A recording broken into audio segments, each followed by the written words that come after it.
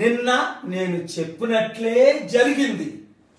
24 MLA సీట్లు 175 ఆంధ్రప్రదేశ్లో ఉంటే మేము కుక్కలమా?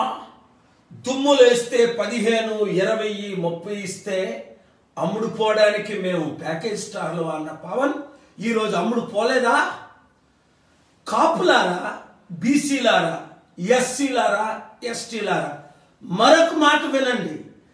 చంద్రబాబు నాయుడు ఇచ్చిన 24 సీట్లు ఓడిపోయినా ఇస్తాడు ఆయన. గెలిచినవెవడు? పవన్ సైనికులు ఇంకా ఎవరైనా మిగులుంటే చెప్పండి, కాల్ చేయండి. ప్రజాశాంతి పార్టీతో పొత్తులు పెట్టుకోమని.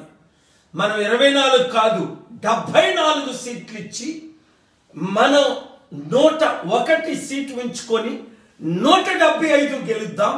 బీసీ, ఎస్సీ, క్రిస్టియన్, ముస్లిం సత్తాను చూపిద్దాం. అభివృద్ధి అంటే ఏంటో నేను చేయగలను.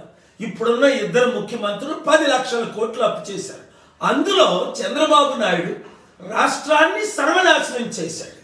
మళ్ళీ బీజేపీతో పొత్తులు అంటాడు. ఇదా మనకు కావాల్సింది?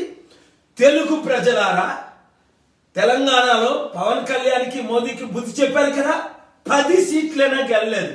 ఇప్పుడు పవన్ కళ్యాణ్ కొత్తగూడెంలో తెలంగాణలో పోటీ చేస్తే ఎన్నొచ్చాయి?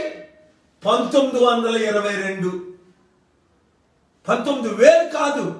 మనం ఆసిఫాబాద్లో ఒక తెలియని క్యాండిడేట్ నాయకుని పెడితే తెలంగాణలో 2522 ఓట్లు వచ్చాయి.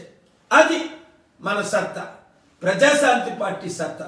7569441275 అందరికీ మీరు స్ప్రెడ్ చేయండి. టైం లేదు. 22వ తారీఖు మధ్యాహ్నం 3 గంటలకు విశాఖపట్నం ఆసిల్మెట్ ఫంక్షన్ హాల్కి వచ్చేయండి. ఎమ్మెల్యేగా నిలబడదాం అన్న వారందరూ కలిసి పోరాడదాం, రాష్ట్రాన్ని రక్షించుకుందాం.